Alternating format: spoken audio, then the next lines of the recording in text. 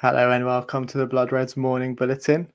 I'm joined by my fellow Liverpool.com writer Emmet Gates, and today we're going to be discussing Liverpool's remaining fixtures from now until the end of the season. It promises to be a very exciting period for the club, isn't it, Emmet? Yeah, absolutely. And I mean, it could be historic.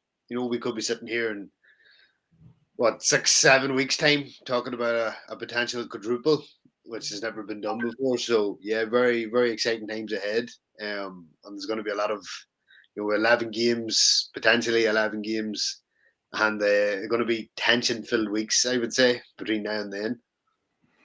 Absolutely. I think, it's virtually unprecedented that Liverpool are in this position. It's been very rare that they've been able to compete on all fronts, still competing for the Premier League title, still competing for the Champions League and the FA Cup. Do you think there's a danger of a potential burnout?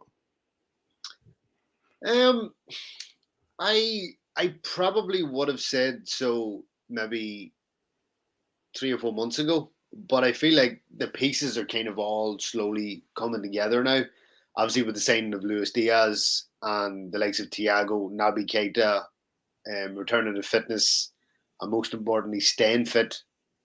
I think Jurgen Klopp now has a wealth of options. I mean, the likes of Curtis Jones and Harvey Elliott have hardly kicked the ball in the last, 3 or 4 weeks, and they were starting way back at the beginning of the season. And obviously Joe Gomez coming back into the side. When Klopp was rotated, and Gomez has hardly really played all season. So I think Liverpool's squad is definitely in the Klopp era. It's as big and as deep as it's ever been. So I think I I would have been worried maybe say at the beginning of January, but now I think everything's kind of coming together. Players are staying fit. Diaz's introduction, I think Liverpool have more than enough to compete on all the remaining three fronts and not suffer burnout. How important do you think is that for Liverpool, that rotation ability? I mean, Klopp made 7 changes in the second leg at Anfield against Benfica. Then he made 7 changes again to his starting 11 against Manchester City in the FA Cup semi-final. And obviously, you mentioned a few players who were not even involved in those rotations, the likes of Jones, Elliott, Takumi Minamino, Divock Origi as well, another one. How important are those players going to play from now until the rest of the season? What is their significance? I think we saw the difference between the two squads of Liverpool and Manchester City, for example. Uh, that's definitely an advantage for Liverpool, isn't it?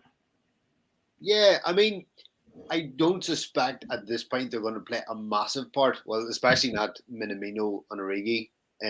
But you do think that Jones and Elliott will get some more game time between now and the end of the season. But I think, in a sense, too, it keeps them involved. If they're not playing at all, that you maybe feel disconnected from the squad from the 11 or the 14, 15 players that are continually playing. So I think that Jurgen Klopp is obviously his man management is smart. He keeps them involved enough so that they don't feel detached from the starting 11. So I think that it's good for morale too, and especially with the club still fighting on three competitions. He's going to need every single player. I don't think we'll be sitting here come the end of May and we'll be saying Minamino or Jones or Elliott didn't kick a ball for the remainder of the season. I definitely do think they will get game time. Maybe not a lot, depending on some cases, but I think Klopp will look to involve everyone. And we saw that even with James Milner. James Milner started against Benfica, and I can't remember the last time James Milner started a game for Liverpool, but he was brought in and he did a decent job. And it's just keeping everyone involved, keeping the morale up, and that's kind of one area of Klopp's genius in that he's keeping a happy squad, and it's a very competitive squad. And you need a happy squad if you're going to win a potential quadruple. Absolutely. I think as well, like, how important do you think the role of the fact that Liverpool are still competing on all fronts? Players are determined to win trophies. They're competitive people at the end of the day. So They'll want to play their part. They'll want to make their mark. So do you think there's a level of extra motivation when anyone comes into the team with the opportunity of winning several trophies still on the table for Liverpool?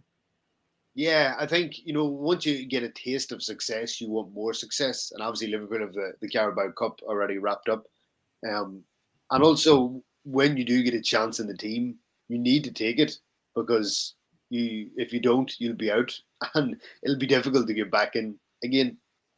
And I think if you listen to a lot of players are super competitive and they want to win. You get into football to win trophies. That's what a player looks at the end of the career. How many medals they won. And I mean, if you're not in football to win, then you're in the wrong sport. So I think that competitive spirit will drive on each and every player that Liverpool have, and they've already tasted success with the Carabao Cup, and obviously in the final of the FA Cup, Champions League semi-final against Villarreal, and it's definitely the better, shall we say, of the draw. They're definitely on the easier side. Albeit still tricky. Yes, I'm not writing off Villarreal as they showed against Juventus and Bayern. You can't write them off. But if you're looking at it, Villarreal or Man City or Real Madrid Absolutely. on the other Yeah. side, you're going to take Villarreal with all due respect. Yeah. So I mean, there is definitely that they've tasted Liverpool's players have tasted success already, and you just want more and more. And we could be speaking here in 6-7 weeks time, and there could be another 2 or 3 medals in the cabinet. Exactly. It's exciting times, and you say Origi and Minamino might not play a role from now until the end of the season. I have a feeling there's one more Divock Origi moment left. There's just one more, and it's going to happen at some point from now until the end of the season. But looking ahead to tomorrow, Liverpool face a big derby game against Manchester United. One of those where in the past you might have been a bit nervous about it, but with the two divergent forms of the two teams, there's no concern really, is there, for Liverpool? Yeah, I mean it's a weird one in that Liverpool have Man United followed by Everton, and you probably couldn't have picked a better time to face both teams. Obviously, traditionally Liverpool's biggest rivals, but both just in terrible, horrendous form. And if you contrast Liverpool with where Liverpool are and where Manchester United currently are, it's poles apart. How the club is run, the structure, the team, the success, the manager, the players. It's night and day the difference between Liverpool and Manchester United at the moment, and you couldn't have picked a better time to play United to such an extent that you could maybe see Jurgen Klopp actually rotating players and maybe giving the likes of Minamino and Origi and Jones and Elliott and Milner maybe a start, which is kind of indicative of where Man United are. That Liverpool might actually rotate, and bring in maybe some of the fringe players or second string. So yeah, you definitely couldn't have picked a better time to face Man United or Everton from a Liverpool perspective. Well, maybe not even Minamino and Origi because Jota and Firmino didn't even start at Yeah, Wembley, so they'll be fresh as well. I'm sure they'll want to play, they'll want to start this game, but definitely the likes of I think Jones and Milner could potentially come in, and